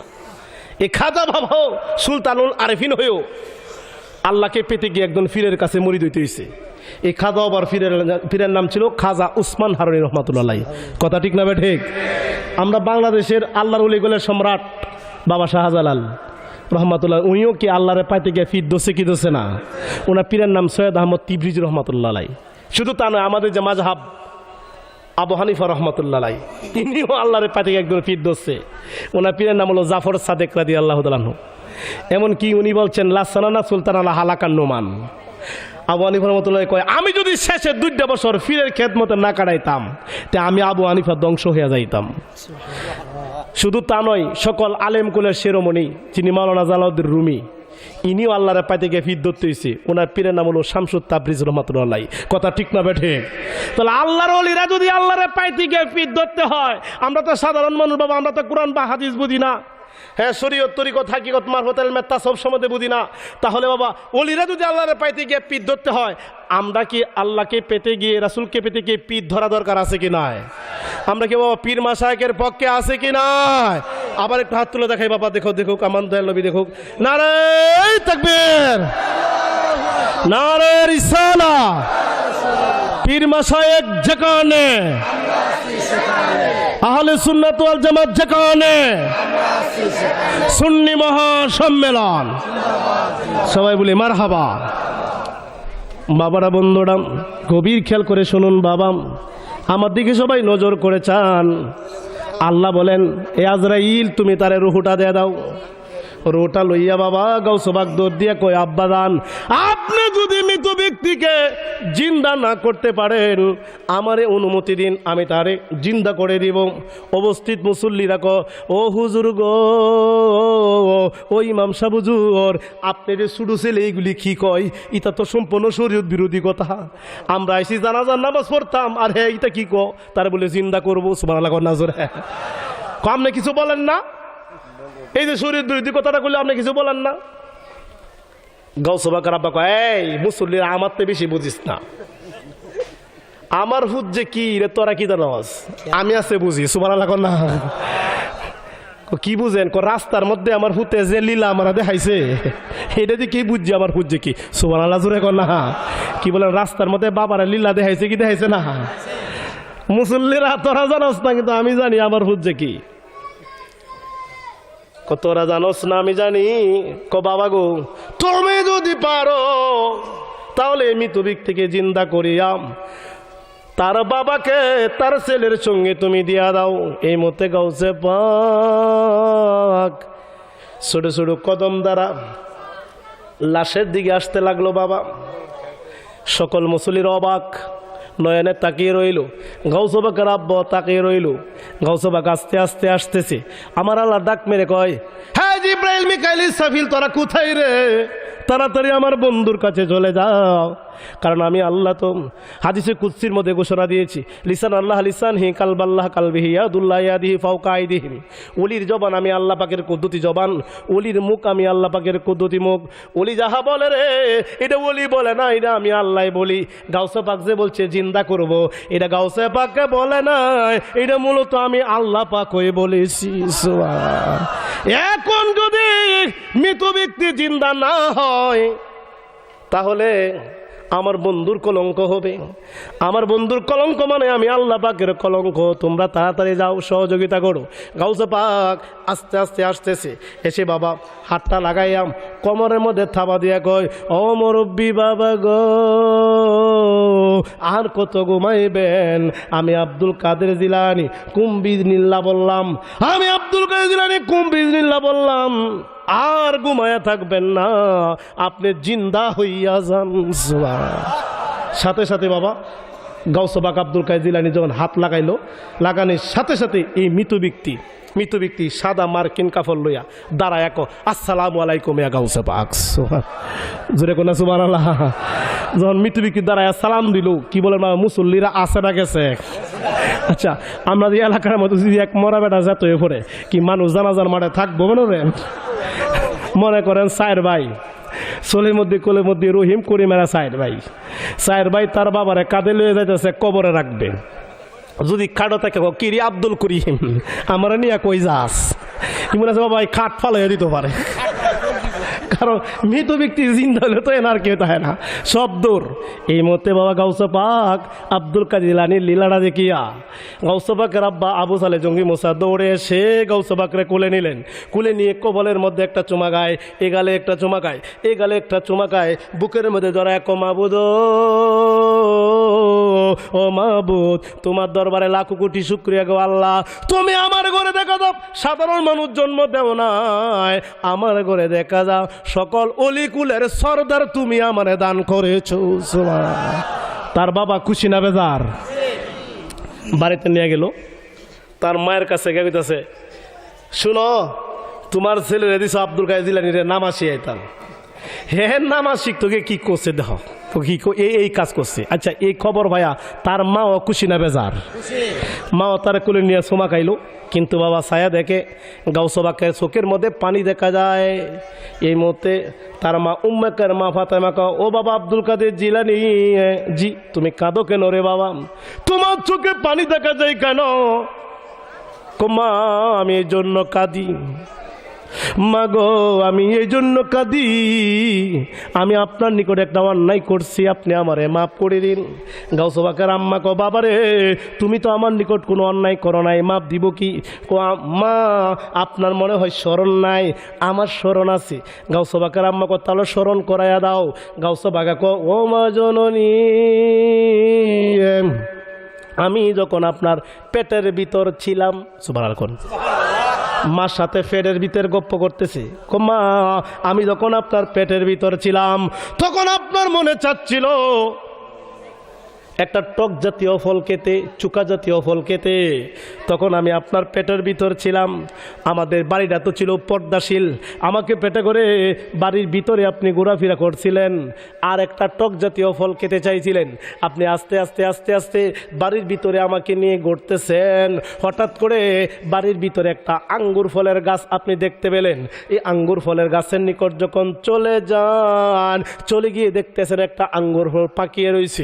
তখন আঙ্গুর ফলটা খাওয়ার জন্য এভাবে হাত উত্তোলন করছেন, আঙ্গুর ফলটা খাবেন, কিন্তু মা জননী আঙ্গুর ফলের গাছের মধ্যে আঙ্গুর ফলের কালারটা যেমন, আঙ্গুর ফলের পাতার রংটা যেমন, এমন রঙের একটা চিকন একটা সাপ পেঁচায়া পেঁচায়া হা কইরা রইছে গো মা, আপনি তো দেখেন না আমি আব্দুল কাদের জিলানী আপনার পেটের ভিতর থেকে নিজ চোখে দেখতে পাইতেছি। এখন আওয়াজে বলুন, গাউস পাক যদি পেটের ভিতর থেকে সাপ দেখতে পারে, আমার দয়াল নবীর রোজা মোবারক থেকে আমরা সবাইকে দেখে কি দেখে না? শুধু দেখেই না, যদি কেউ ইয়া রাসূলুল্লাহ বলে চিৎকার মারে, এই জায়গার মধ্যে আমার দয়াল নবী হাজির হইয়া যায়। এটা আমাদের বিশ্বাস আছে কি নাই? নবী হাজির হইবার ক্ষমতা আছে কি নাই? এই যে কোরআনে দলিল, সূরা হুজরা আয়াত নম্বর 7, মাওলানা আছেন খুব অভিজ্ঞ আলেম আপনাদের এলাকার মধ্যে, আমার বন্ধু মানুষ ওবায়দুল্লাহ সাহেব, এই যে আরেক মাওলানা সাহেব, এই কোরআন শরীফ সূরা হুজরার 7 নম্বর আয়াতে আল্লাহ বলেন, ওয়ালামু আন্না ফিকুম রাসূলুল্লাহ, ওয়ালামু যা মুযাক্কার হাজির, ওয়ালামু তোমরা জেনে রাখো, আন্না হরফে মুসাবাবিল ফিল, আনা মানে নিশ্চয়, ফিকুম রাসূলুল্লাহ, কাকুমাকুম কিকুমাকুন্না হাজির জুমিল। আল্লাহ বলেন ও আলামু তোমরা জেনে রাখো, আন্না মানে নিশ্চয়ই, ফিকুম রাসূলুল্লাহ, আল্লাহ বলেন তোমরা জেনে রাখো আমার নবী তোমাদের মধ্যে হাজির রয়েছেন। সুবহানাল্লাহ। তাহলে এই কোরআনের আয়াতে কারিমা দ্বারা প্রমাণ হলো আমার নবী আমাদের মধ্যে হাজির রয়েছেন। তাহলে এই আয়াতটা নুজুলে খাস হুকুমে আম নাজিল হয়েছে আজ থেকে 1400 বছর আগে, কিন্তু হুকুমটা এখনো আছে, এখনো আমার দয়াল নবী প্রত্যেকটা জায়গার মধ্যে হাজির আছেন। এটার বিশ্বাস আমাদের আছে কি নাই? যারা বলেন আছে কি নাই? এই নবীকে হাজির নাজির মানা হলো ঈমান। বাবা নবী মানার মধ্যে যদি গন্ডগোল থাকে, নামাজ বাদ, রোজা বাদ, হজ বাদ সব কিছু বাতিল হয়ে যাবে যদি নবী মানার মধ্যে গন্ডগোল থাকে। কথা ঠিক না বেঠে? এই জন্য আমি লিখছি, নবীজির প্রেম ভালোবাসা অন্তরে না তাকিলে কি লাভ হবে নামাজ পড়ে দাগ লাগাইলে কপালে। ঠিক না বেঠে? আরে নবীজির প্রেম ভালোবাসা অন্তরে না তাকিলে কি লাভ হবে নামাজ পড়ে দাগ লাগাইলে কপালে। জিন্দিগির বন্দিগি বিফল যদি না তাকে ঈমান, জাহান্নামের আগুনে জ্বলবে প্রমাণ আছে পাক কোরআন। কাদ জাকুম মিনাল্লাহি নূর, নূর বলেছে পাক কোরআন খুদার জাতি, নূরের জ্যোতি নবীজি, বিশ্বাস করার নাম ঈমান। কাদ জাকুম মিনাল্লাহি নূর, চিৎকার দিয়ে কই মারহাবা। বাবারা বন্ধুরা, গাউসে ভাই গো, আম্মা আপনি দেখা আঙ্গুর ফলটা দরিয়ায় ফেলবেন গো মা, ও মা আপনি দেখা আঙ্গুর ফলটা দরিয়ায় ফেলবেন। আমি ছিলাম আপনার পেটের ভিতরে, আপনি তো সাপটারে দেখতে পাইতেছেন না, আমি আব্দুল কাদের জিলানী আপনার পেটের ভিতর থেকে সাপটারে দেখতে পাইতেছি। হা কইরা রইছে আপনাকে কামড় মারবে, আপনাকে যদি সাপে কামড় মারে আপনি মারা যাবেন। আপনি যদি মারা যান কি অবস্থা হবে? তখন আপনি দেখা আঙ্গুর ফলটা দরিয়াই ফেলবেন গো মাম। তখন আমি কি করলাম, আমি আপনার পেটের ভিতর থেকে এমন একটা নাড়া মারছিলাম, সাথে সাথে আপনি দাঁড়ানো থেকে জমিনের মধ্যে মা কইয়া চিৎকার মারছিলেন। সুবহান। আমি আপনার পেটের ভিতর থেকে একটা নাড়া মারছিলাম, সাথে সাথে আপনি দাঁড়ানো থেকে জমিনের মধ্যে পড়ে গেছিলেন এবং মা কইয়া চিৎকার মারছিলেন। গাউসে বাকের আম্মা কয়, হ্যাঁ বাবা, হ্যাঁ স্মরণ হয়েছে। ক মা, এই ঘটনাটা আমি করছিলাম। সুবহানাল্লাহ কন্যা জোরে। হ্যাঁ। গাউসে বাকের আম্মা কো, বাবারি আমার ছেলে ফেরের ভিতরে গপ্প শোনাইছে, আমার ছেলে তো সাধারণ মানুষ না। সাথে তো বাবারি তুমি কাঁদো কেন? আপনার সাথে অন্যায় করছি, আপনার মাফ করে দিন। মা বলতেছে, বাবা তুমি তো আমার নিকট অন্যায় করো নাই, বরং তুমি আমার বাঁচাইছো সাপের থেকে, কিন্তু তো অন্যায় করছো না। এরপরে তুমি মনে করো অন্যায় করছো, যাও আমি তোমারে মা হয়ে মাফ করে দিলাম। চলো।